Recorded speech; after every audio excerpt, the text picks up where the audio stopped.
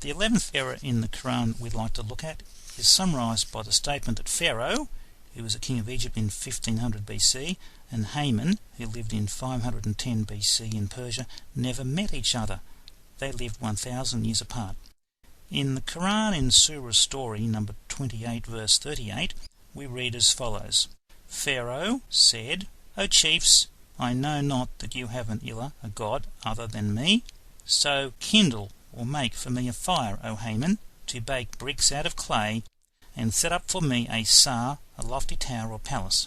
Here we have Pharaoh, king of Egypt, in Moses' time, speaking to Haman, who was a Persian government officer in 510 BC.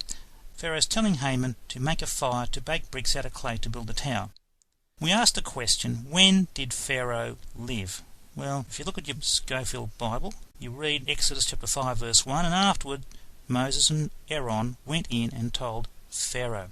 The date at the top of the page is 1491 BC, years before Christ. Let's approximate this as 1500 years before Christ, when Pharaoh and Moses lived. We want to ask also the question, when did Haman live? Well, if you look in the Bible at the book of Esther, chapter 7 verse 1, we read, So the king and Haman came to banquet with Esther the queen. This is King Kashayashar of Persia, who had Haman as one of his government officers, came to banquet or have a meal with Esther the queen. The date at the top of the page, and confirmed by history, is 510 years before Christ. Let's call this approximately 500 years before Christ. We asked the question, how many years are there from Pharaoh, 1500 BC, to Haman, 500 BC? The answer is 1,000 years.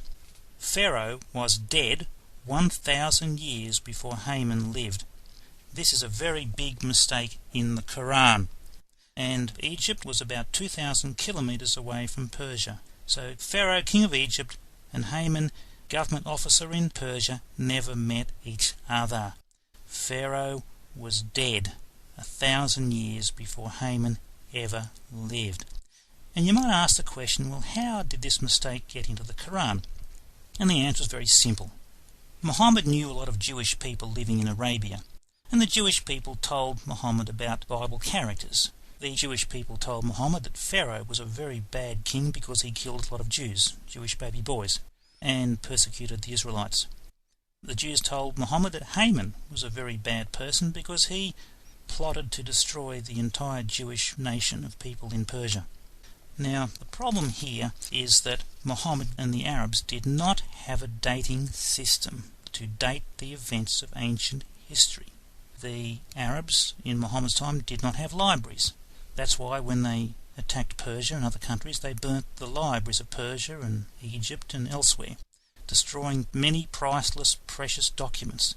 So because they never had a dating system to date the events of ancient history, Muhammad guessed and presumed that Pharaoh, king of Egypt, and Haman, government officer in Persia, both lived together, and this conversation was made up when it never took place.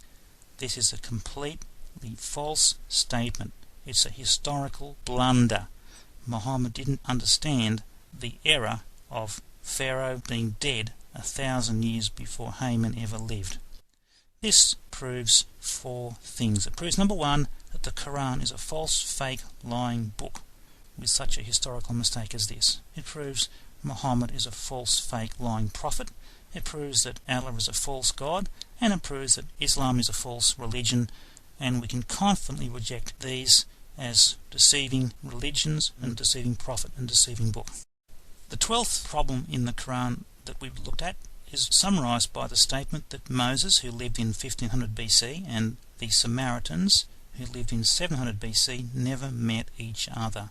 They lived 800 years apart. This is another historical mistake. In Quran Surah Taha 20 verse number 95, we read here, Moses said, And what is the matter with you, O Samiri? Why did you do so? Here we have Moses asking the Samiri, why did you build the golden calf? Well, the problem is that when Moses came down from getting the 10 Commandments, he found the Israelites worshipping a golden calf. It was certainly not the Samiri or Samaritans who built the golden calf, but it was Israelites.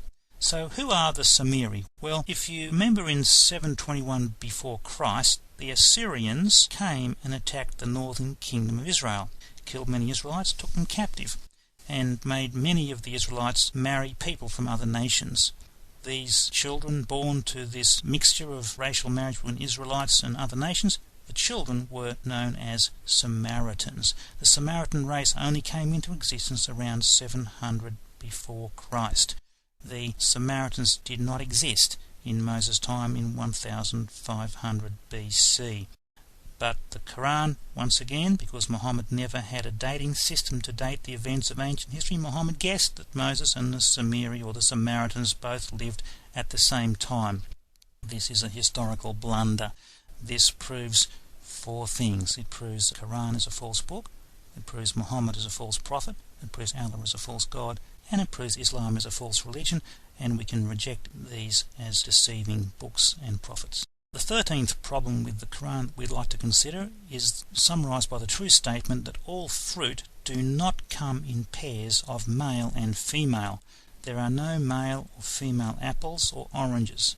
In the Quran, Surah Thunder, Surah number 13, verse 3, we read, "He it is who spread out the earth and placed therein firm hills and flowing streams, and of all fruits he placed therein two spouses, male and female." So the Quran tells us that of all fruits, Allah has created male and female.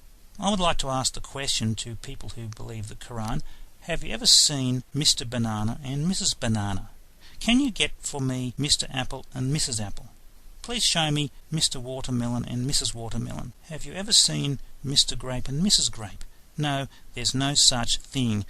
Fruit do not have gender or sex. This is a serious mistake in the Quran. Muhammad guessed, but he guessed wrong. Some trees might have male and female, but it's talking about fruits, not trees.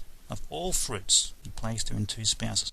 This mistake proves the Quran's a false book, Muhammad's a false prophet, Allah's a false God, and Islam's a false religion, and you can reject these with confidence. The 14th problem with the Quran is summarised by the true statement, "It is not safe to eat any sea creature," as Quran Surah 5 verse 96 claims, because some are poisonous, such as the box jellyfish.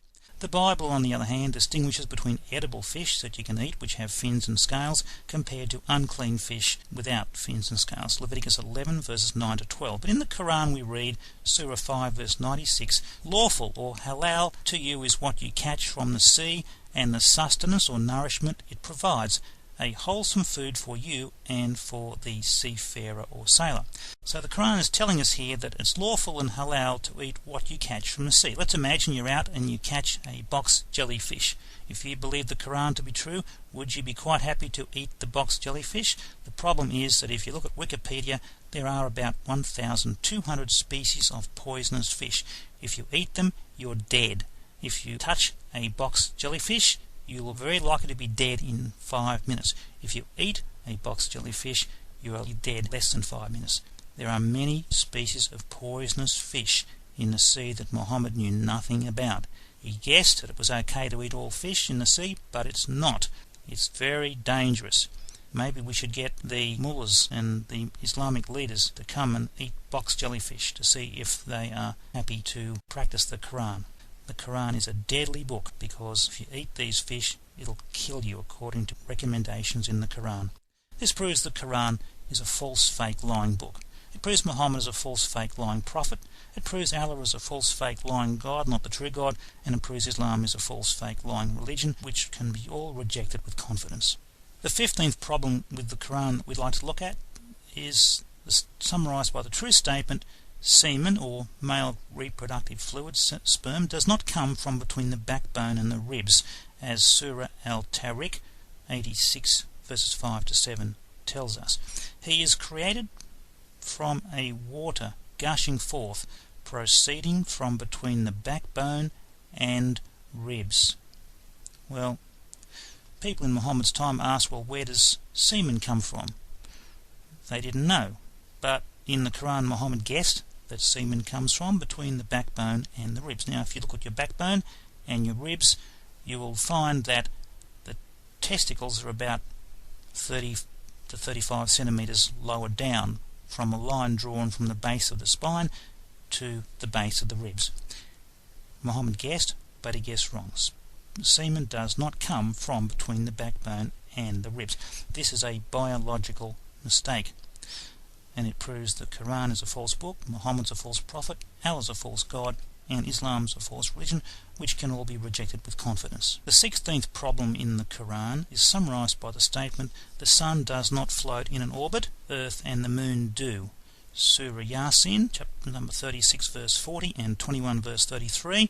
It is not for the sun to overtake the moon, nor does the night outstrip the day. They all float each in an orbit. Well, it's correct to say that the moon floats in an orbit, but it's wrong to say the sun floats in an orbit. If the Quran said the earth and the moon float in an orbit, that'd be good, but it says the sun and the moon. It looks like the sun and the moon move in an orbit, but it's the moon orbiting Earth and the Earth orbiting the sun. That would have been a more correct statement to make. This mistake proves the Quran's a false book, Muhammad's a false prophet, Allah's a false God, and Islam's a false religion, which can be rejected with confidence. The 17th problem with the Quran that we look at is summarized by the true statement, the moon does not follow the sun but is in a different orbit. Surah Sun 91 verses 1 and 2, where we read, by the moon as it follows the sun. The moon follows Earth is the more correct statement to make, and this proves the Quran's a false book, Muhammad's a false prophet, Allah's a false God, and Islam's a false religion, which we can reject with confidence. The 18th problem with the Quran is summarized by the true statement, King Solomon of Israel did not die in the 7 years building his temple, as the Quran says, but he ruled for 40 years. This is stated in 1 Kings 11 verse 42 and 1 Kings 6 verse 38. But in the Quran, Surah 34 verse 14, we read, when we, Allah, decreed Solomon's death, they, that is jinn building his temple, did not know that he was dead until they saw a worm eating away his staff or his walking stick. When his corpse fell down, the jinn realized he was dead. Well, the Quran is telling us that Solomon was standing, supervising or watching the jinn build his temple. Well, first mistake is that jinn did not build Solomon's temple. It was men, workers. About 153,000 built the temple. The second mistake here is it says that when Allah decreed Solomon's death, Solomon stayed standing up for a period of time as long as it would take until a worm ate away his staff. And then when the worm ate the staff, his corpse fell down, and the jinn realized he was dead, and so the jinn realized that they'd been working to build the temple, thinking that Solomon was supervising them, when in reality Solomon was dead, according to the Quran.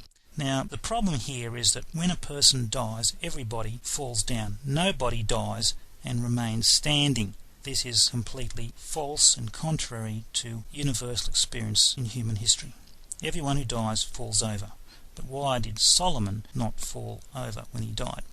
And another mistake in this passage is talking about how long he stayed standing up. The Quran says he stayed standing up in a state of death until a worm ate away his staff. Now, how long would it take a worm to eat away a walking stick or a staff? It could take 20, 30, 40 years. So the Quran is suggesting to us that Solomon remained dead, standing up for 20, 30, 40 years, and nobody knew anything about it. Nobody had the slightest thought that Solomon was dead. But today we know when a body dies, it decomposes and it begins to give off a bad smell. Did nobody notice the bad smell that was coming from Solomon's dead body? Did nobody notice it strange that Solomon never ate food for 20 to 40 years? Did no one think it strange that Solomon never drank any water for 20 to 30 years? Did no one think it strange that Solomon stayed standing up for 20 to 30, 40 years and never went to sleep for that period of time? No, the whole story is completely false.